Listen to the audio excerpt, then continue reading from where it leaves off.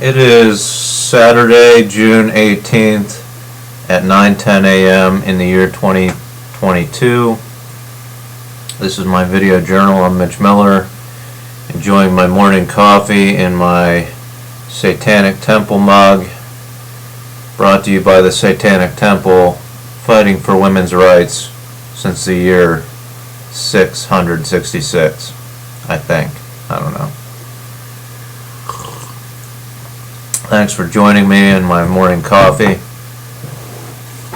Just wanted to make a quick video while my wife is at Pilates.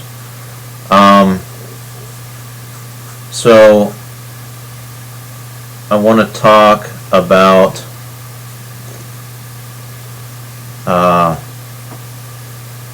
the Periscope platform that I've proposed. It's public, and the peace treaty that's going to go public, where we resolve everything with pistol duels and wrestling matches.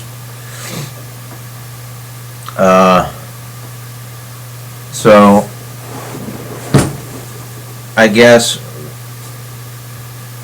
the main thing that I would say, and I don't understand why I don't get funding, because with the Periscope platform we have an independent voting platform that governments use to have transparency. They can post a podcast about their day-to-day activities. They can post their schedule with all the lobbyists they met with the previous days. For security purposes, they don't post their future schedule, but they post their past schedule with a description of each person they met with. And they post topics for their constituents to vote on, as far as what they're about to vote on, so that they can vote accordingly. With the Periscope platform, what I'm thinking of is the war in Ukraine and those two eastern provinces in Ukraine that are being attacked by Russia heavily, that Russia is claiming as theirs. They're going to try to claim it as theirs so that they can claim a victory and probably end the war in Russia eventually. What I'm thinking about is, and why I don't understand why the Periscope platform doesn't get funded, why I'm not funded on that, is it's simple. You take every property owner that owns property in those two eastern provinces, they register with the Periscope platform, and they vote on whether they want to be Ukrainian or Russian. If they want to stay Ukrainian, well, it's the will of the people, and Russia withdraws, right? And the Periscope platform allows, if the issue is Russian minorities in these provinces being persecuted, the Periscope platform can not only be a voting platform, but it can be a reporting platform. And we can field investigators, international investigators. So it can be a reporting platform for minorities to be accounted for in other countries. These minorities can still vote and work through the Periscope platform and check in that they're still alive and not being persecuted.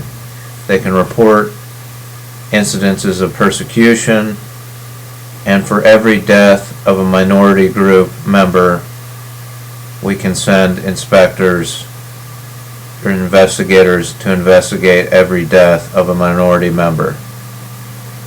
So that solves the problem, end the war, right?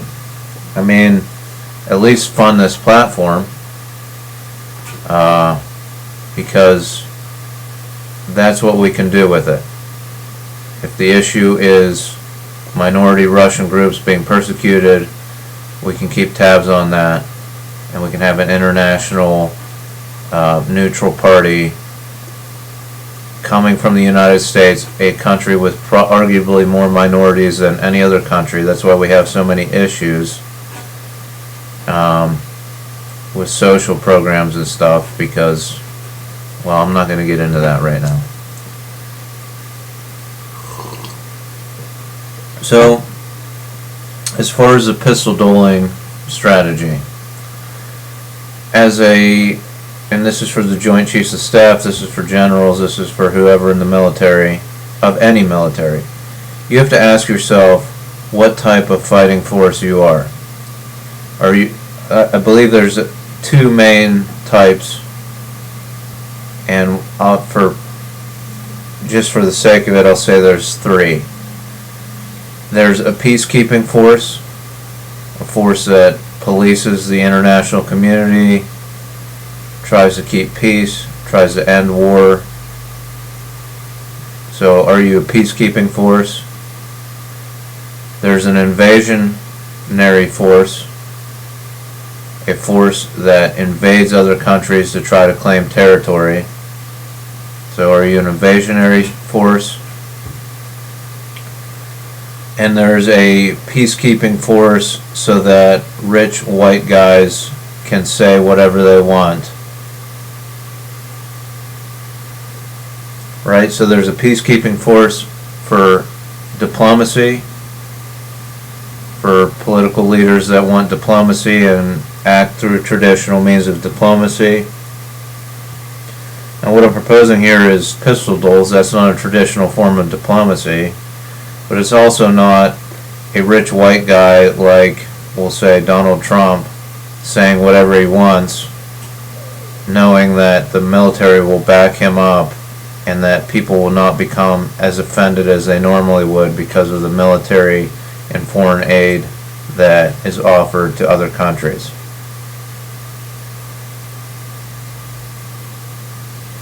So Donald Trump chooses to say whatever he wants on Twitter, bully people, do whatever. I say let's strategically and civilly challenge people to duels to get them to change their behavior if they lose. If they win, they can continue their same behaviors for a period of time.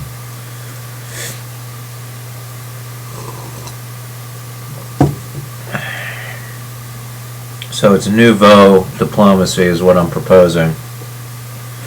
Anyway, ask yourself that. Are you a peacekeeping force or are you an invasionary force? Now, some militaries will say, we like to keep the invasionary force option on the table as a strategy for defense.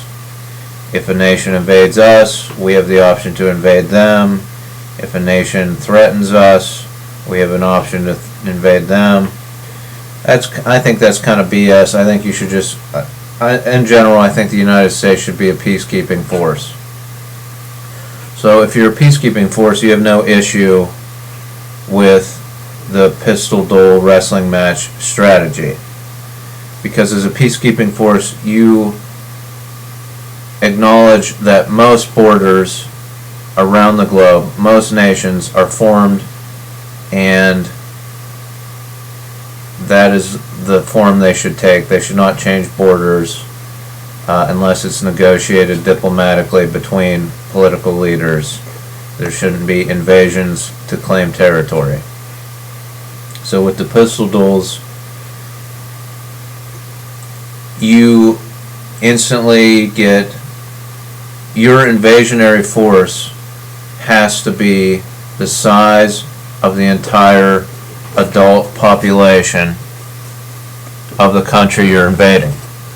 The entire population at age 18 and older, or at least the male population age 18 and older of the nation you're invading, because they can field teams of 7 to either do wrestling matches or pistol duels. So like in Ukraine, where all males had to stay behind, that's 20 million people.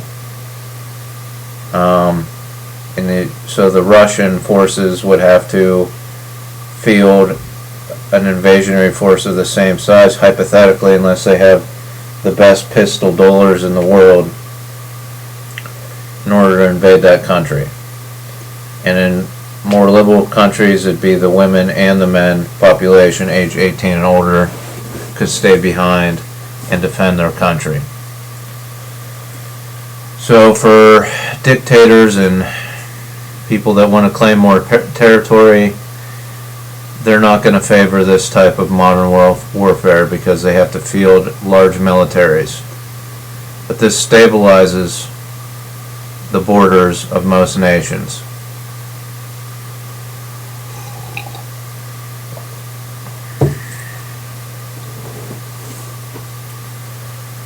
So, why not go with this type of warfare? If you're a peacekeeping military force, which I believe the United States should be, they should embrace this type of warfare. Like I said, for nations that want to invade and claim territory, they might not be as accepting of it, but if you challenge them based on civility and challenge their highest, most leaders and call them cowards for not accepting a duel, then you start to appeal to the nature of what it is. It's a leader that wants more power, that uses people. So we have that. So, like I said, do the Periscope vote, and if more Ukrainians, if more landowners in that region want to stay Ukrainian, then that's the way it should be. A government should represent the will of the people, or at least work in the best interests of the people, right? The issue is that you have some governments that have state-run media that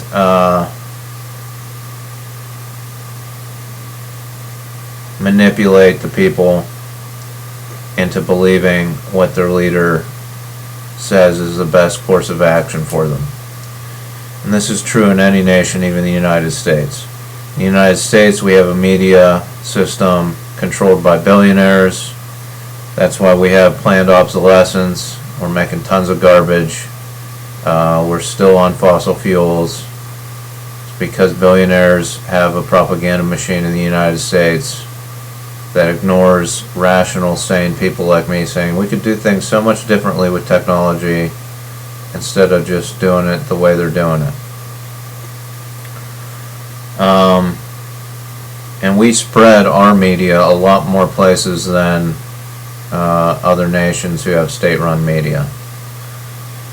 So it's a conundrum. That's why I say before you unveil Periscope on the national level, you have a FCC chairman that gets us back to fact-based news sources in the United States as a model, so that when you take it to places like Ukraine, you can say, look, we use the Periscope system and we have these rules for the FCC, this accreditation system for media.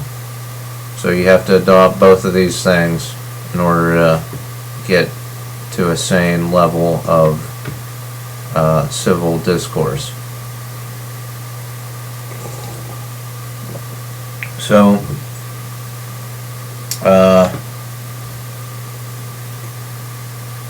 that sums up why a lot of countries go to war, because of a media propaganda machine.